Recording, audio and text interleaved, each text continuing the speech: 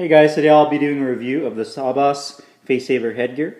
I got this in white. It comes in stock colors of black and white. You can also get them in custom colors as well through their website.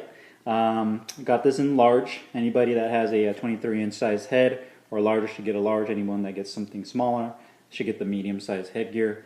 These retail for $179 and is a Wicking FG5000 inspired headgear. Not exactly the same, but very similar.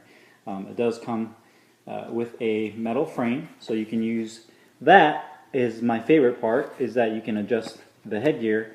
Once it's on your head, you can either widen it or you can narrow it if you feel any pressure points on your head, around your cheeks or your temple, chin, back of the head, or wherever.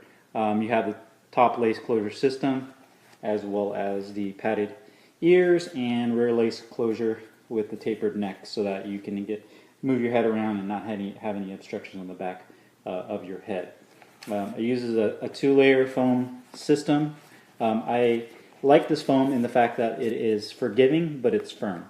So it does a very nice job of shock absorption, but at the same time it's not too stiff to where it hurts your head. I wore this the first and second time I wore this. I didn't feel like it needed a break-in period. It feels pretty well broken in, and it'll be even more comfortable the more you use it. So you can see they use that nice foam throughout. Thick in some areas, especially around the ears for protection, and it's pretty thick. I would say maybe ½ an inch on the back of the head as well. So you have protection throughout the back of the head, the ears, the side of the head, as well as the front where the frame is at. You have the nice stitched on Sabas logo right there. The quality is really nice. It's all 100% top leather construction made in Mexico, so the stitching is on point, as well as the loops. Everything is very robust, which I like. It does use the quick clip system, just like the Wicking, and it has the cross stitching as well on there, so that doesn't come off. And on the bottom, it does have the chin cushion to where the clip sits on, the female side of the clip, as well as a leather strap, or should I say leather flap, to cover that from it hitting or getting clipped. And then you have the clip system here.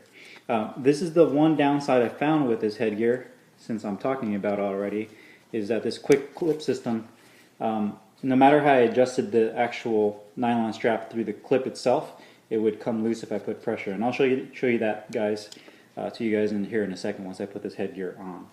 But everything else is very nice. I like the lace closure compared to Velcro. I feel like it gives the best fit. The most custom fit compared to a Velcro system, just because you can really tighten it down and have it snug onto your head.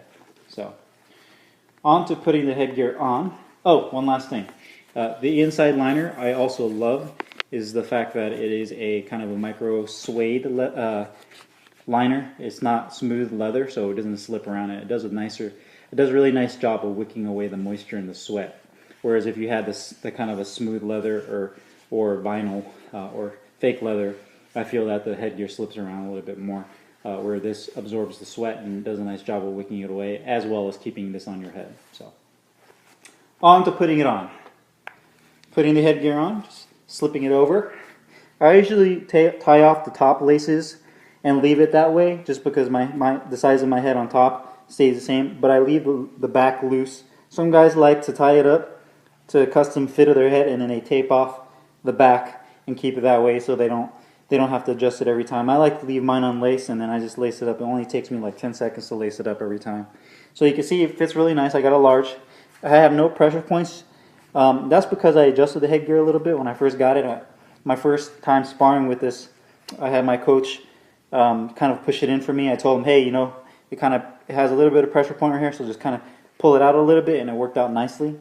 You can see that the bar is fairly far away from the nose, and I also have a good field of vision. So from side to side I have good peripheral. I can see everything coming. Obviously with the face bar in the front, that's a trade-off you have with an open face headgear, is that sometimes the uppercuts are kind of hard to see, especially if a person likes to throw with a lot of angles, and if they kind of come from this side or that side or straight up, you still have to be defensively responsible and not just rely on the headgear from protecting you. You're going to still take shots. So you might eat more shots, but the good thing about this headgear is it does a great job of absorbing shock, as well as protecting your nose from getting busted, which is particularly nice for those individuals that have had broken noses before.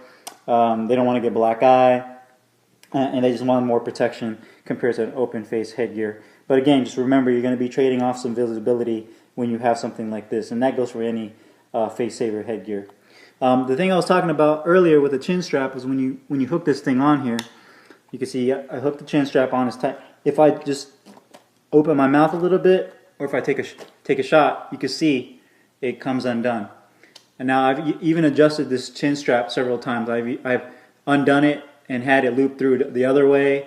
I've had it loop through several ways, but you can see just by pulling down on it, it comes loose. So I don't know if I have a defective clip, but I might just go to like Hobby Lobby or Michael's or wherever and get a different clip and see if it actually grabs so it doesn't come loose. So when I have that, I notice that it kind of, if you take a direct shot up, it does that. So right now what I do is I have it and then I kind of double loop it under so that it sticks and it doesn't become loose. So not a huge deal, but it's one thing that I noticed when I first sparred with this. I took a good shot to the head, an uppercut, and this whole thing just lifted up, and I could see through the bottom of the headgear. So I just had to adjust it again.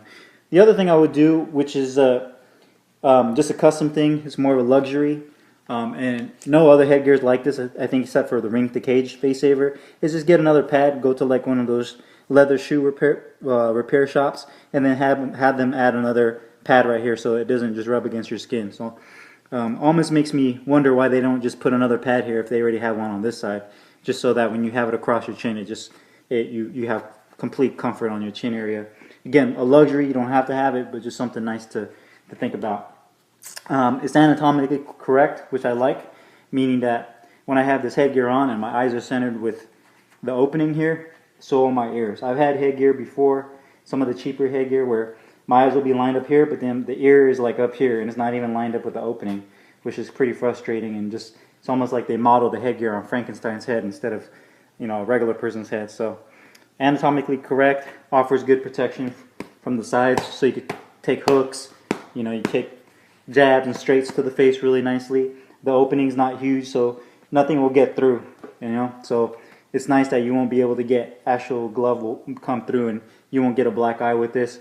I've occasionally had the bar hit my nose just a little bit when I first used it, but I changed that, and what I did to make that better is I just kind of compressed, since it's metal, I compressed the bar out a little bit more, and now I don't get hit in the nose at all, and it does a nice job of protecting that. And it has this nice lace closure system again. Here, let me do kind of a little bit of a rotate around. You can kind of see how it looks from the back.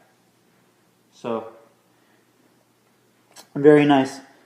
Great quality headgear, made in Mexico. It weighs 17.5 ounces, so it's not as light as Winning, but again, that's just one of those things. If you're kind of a weight Nazi, excuse my language, I mean, to me personally, I don't really worry about weight too much. If you see my videos, I don't say, well, this weighs, you know, 13.4 ounces and this weighs 12.3 ounces.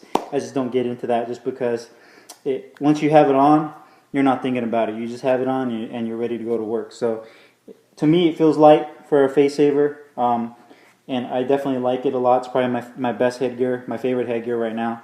You can watch the video where I'm doing a little bit of light sparring with it on, and I feel like it does a nice job of keeping me protected, and I can still see the shots come in and use my head movement. If you guys have any questions, let me know. Definitely one of the best headgears out right now for the money, and does a fantastic job of just protecting your face. So if you guys have any questions, let me know. Hit me up.